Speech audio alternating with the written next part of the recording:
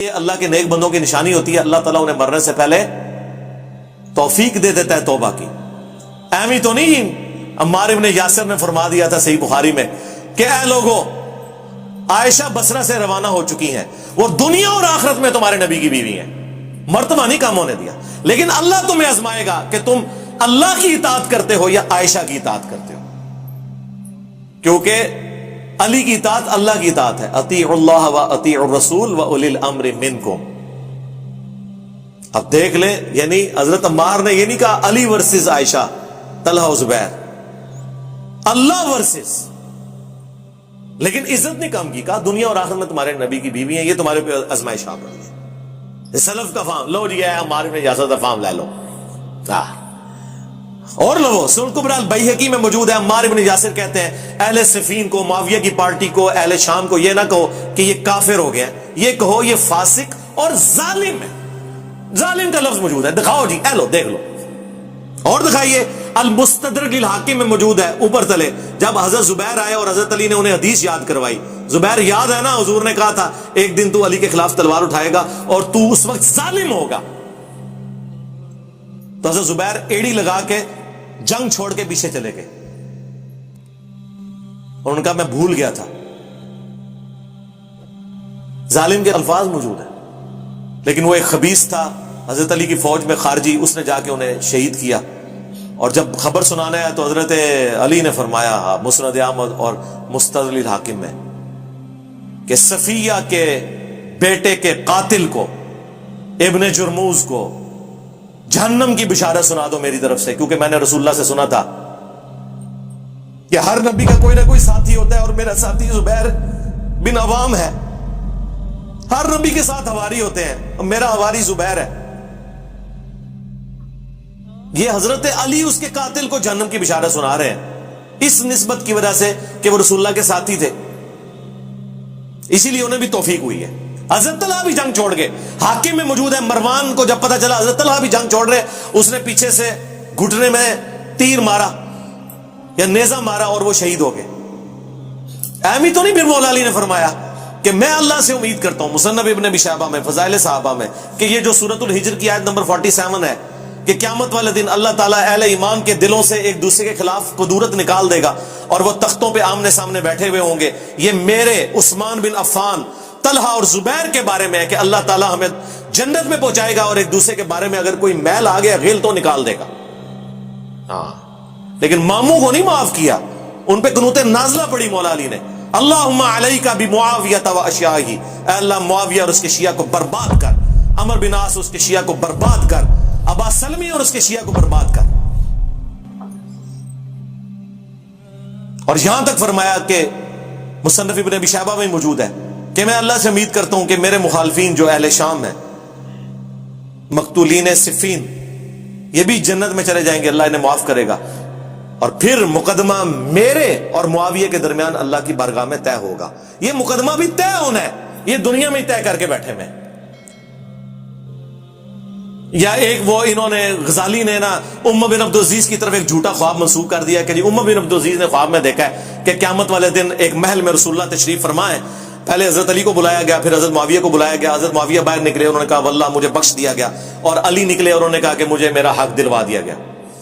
کہانی بنائی نے خواباں جدوں حدیث عمار نہیں پتا انہوں نے، باقی حدیثیں نہیں پتا، کہانیاں وچ پوری انہوں نے اپنے سارے کے سارا مقدمہ گاندیوں میں ڈالا ہوا انہوں نے. اور یہ ہمیں آگے باتیں کرتے ہیں جی حضرت عثمان کے مخالفین ہوتے ہیں. حضرت عثمان نے بھی تسی مروایا ہے سرکار، بنو امیہ نہیں مروایا. بعد میں پھر خون آلود جو ہے نا کرتا جا کے جامعہ دمشق میں لٹکا دیا پوری کہانی ایک جمع کرنے کے لیے.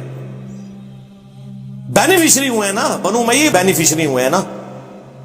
اور یہ آپ آج کی جدید پالیٹکس میں بھی دیکھیں گے، کئی خاندانوں میں لوگ شہید ہوتے ہیں اور پیچھے ان کے سکسیسر جو ہے نا وہ ان کے خون کے اوپر سیاست کر رہے ہوتے ہیں. یہ خون آلود کرتے آج بھی لوگوں نے لٹکائے ہوئے ہیں. اور ہمیں آ کے یہ لوگ بتاتے ہیں اور پھر یہ کہتے ہیں کہ جی یہ جی وہ چندوں کے اوپر پل رہا ہے اور یہ ان کی ڈیوٹیاں پوری کر رہا ہے. یار یہ کتابیں ان کی ہیں، یہ بخاری مسلم میں نے لکھی ہے.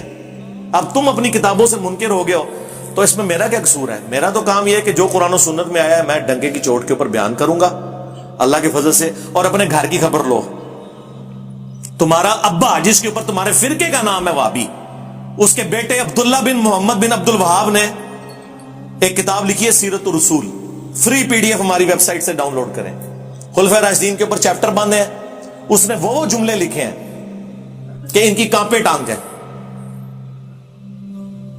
اس نے لکھا ہے اس کے اندر کہ حضرت معاویہ نے شہادت عثمان کا جھوٹا الزام حضرت علی پہ لگایا اور بیعت سے بھی منحرف ہوئے، لیکن اللہ تعالیٰ نے حضرت علی کو سرخرو کیا۔ پھر انہوں نے لکھا کہ بنو امیہ 60 سال تک گالی گلوچ کرواتے رہے، تنقید بیان کرتے رہے، تضحیق کرتے رہے حضرت علی کی ممبروں کے اوپر، لیکن اللہ تعالیٰ نے مولا علی کی شان کو بلند کیا۔ اور پھر انہوں نے مسند احمد کی حدیث نقل کی کہ اصحاب نے جنگ چھوڑ دی تھی قتل عمار کے بعد، اور حضرت عمرو بن عاص نے حضرت معاویہ سے کہا کہ عمار قتل ہو گیا، اور رسول اللہ نے فرمایا تھا عمار کی قاتل جماعت وہ باغی ہے، تو انہوں نے کہا ہم نے اسے قتل کیا ہے، نہ یہ علی ساتھ لے کر آتا، یہ اس کے ساتھیوں نے لا کے ہمارے نیزوں کے آگے پھینک دیا، اور نہ یہ شہید ہوتا۔ تو حضرت علی کو جب یہ خبر پہنچی تو انہوں نے کہا اچھا پھر اس کا مطلب ہے کہ حمزہ کے قاتل رسول اللہ تھے، نہ لے کر آتے اور نہ وہ شہید ہوتے۔ اچھا یہ آج یہ کوئی جملہ بولے تو لوگ کہیں گے جی حضور کی مثال دے کے گستاخی کر دی ہے۔ بھائی جو موٹے دماغ کے لوگ ہیں نا انہیں سمجھانے کے لیے پھر اس طرح کی بات کرنی پڑتی ہے، اور یہ مولا علی کی سنت ہے پھکی دینا، پھکی چیز ہے، الزامی جواب سی جو مولا علی نے دیتا۔ پھر اسی طریقے سیدہ عائشہ کے بارے میں بھی انہوں نے اس میں لکھا ہے کتاب میں کہ پوری زندگی وہ روتی تھی، ان کا دوپٹہ آنسوں سے تر ہو جاتا تھا، اور حضرت علی نے جو عزت کے ساتھ انہیں گھر رخصت کیا وہ بھی سیرت الرسول میں لکھا ہوا ہے۔ ایک ایک چیز انہوں نے لکھی ہوئی ہے اس کے اندر، یہ تو وہابیوں کے اپنے امام نے لکھا ہوا ہے، اس کو کیوں نہیں کہتے کہ ایران کے ٹکڑوں پہ پلنے والا جانور آیا نا داڑھ تھلے ہوں۔ اور کچھ عرصے سے یہ لوگ میری دشمنی میں اتنے آگے گئے ہوئے تھے کہ حنفیوں کے بزرگوں کو اپنا امام بنا کے پیش کر رہے تھے، لیکن میں نے انہوں گاٹیاں تو پھاڑ لیا آگے۔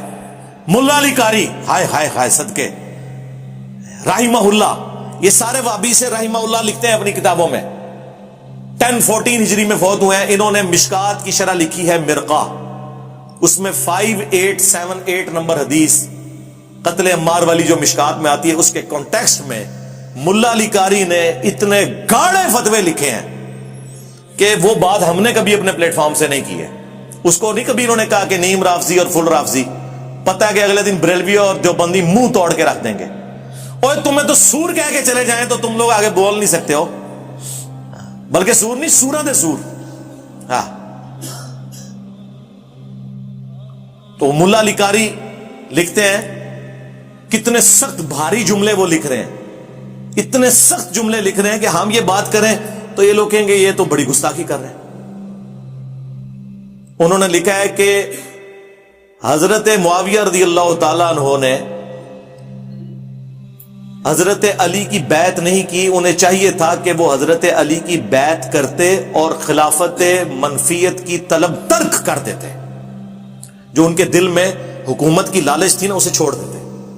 پھر انہوں نے نمبر 2 ساتھ یہ لکھا کہ انہوں نے خون عثمان کو ڈھال بنایا ہوا تھا اپنی بغاوت کو چھپانے کے لیے۔ انہوں نے کہا کہ یہ پولیٹیکل ایک انہوں نے گیم کی ہوئی تھی، اندر بغاوت تھی چھپی ہوئی، یعنی خون عثمان کا بدلہ انہوں نے کہا ڈرامہ بازی ہے۔ کون؟ ملا علی قاری کہہ رہے ہیں۔ تیسرا انہوں نے کہا کہ حدیث عمار کہ عمار کو باغی جماعت قتل کرے گی، یہ حضرت معاویہ کے دل میں چھپی ہوئی جو بغاوت تھی اسے ایکسپوز کر دیتی ہے کہ اندر ان کے کچھ اور تھا۔ ہاں نمبر 4 حضرت معاویہ کے ایٹیچیوڈ کی وجہ سے قرآن اور سنت دونوں مہجور ہو گئے، پیٹ کے پیچھے ڈالے گئے۔ اندازہ کریں اتنے سخت الفاظ۔ پھر انہوں نے آگے جا کے لکھا لیکن ہمیں چاہیے چونکہ وہ صحابی تھے ہم اپنی زبانوں کو بند رکھیں۔ ہاں اس کا مطلب ہے یہ ساری باتیں کرنا یہ زبان کھولنا نہیں ہے بلکہ یہ حقائق بیان کرنا ہے۔ اور وہ صحیح کہہ رہے ہیں، یہ بات انہوں نے ٹھیک لکھی ہے کہ ہمیں چاہیے زبانیں بند رکھیں، یعنی مراد یہ ہے کہ لام دان نہ کریں، ہاں لعنت نہ بھیجیں، مانے کہ سب کچھ کیا ہے۔ اور یہ ماننا اس لیے ضروری ہے کہ ہمارا مقدمہ ہی ختم ہو جائے گا میرے بھائی، پوری رافضیت اسی کے اوپر تو کھڑی ہوئی ہے وہ مولانا اسحاق صاحب نے صحیح کہا تھا کہ اگر انہوں نے ان 3 بندوں کی غلطیاں مان لی ہوتی نا، حضرت معاویہ رضی اللہ تعالیٰ عنہ، حضرت مغیرہ ابن شعبہ رضی اللہ تعالیٰ عنہ، حضرت عمر بن عاص رضی اللہ تعالیٰ عنہ، تو ابو بکر اور عمر کی داڑیاں نہ کھینچی جاتی. یہ وہاں تک پہنچے اس لیے کہ جب انہوں نے کہا کہ یہ کیا، تو ان کو تو پتا چل گیا کہ یہ تو وہ لوگ تھے جن کے بارے میں تو بخاری مسلم میں چیزیں آئی ہوئی تھی، لہٰذا یہ منہج جو اہل سنت کا فراڈ کے اوپر مبنی ہے، انہوں نے یہ رزلٹ نکالا اور ان کا سودا پھر بک گیا. ظاہر ہے ہر فرقے کے پاس کوئی ایک تگڑی شے ہوتی ہے جس کی بنیاد پہ وہ اپنا فرقہ چلا لیتا ہے. ہاں ہر فرقے نے ایک ایک مضبوط بات کوئی پکڑی ہوئی ہے. کل حزب بما لدیہم فرحون.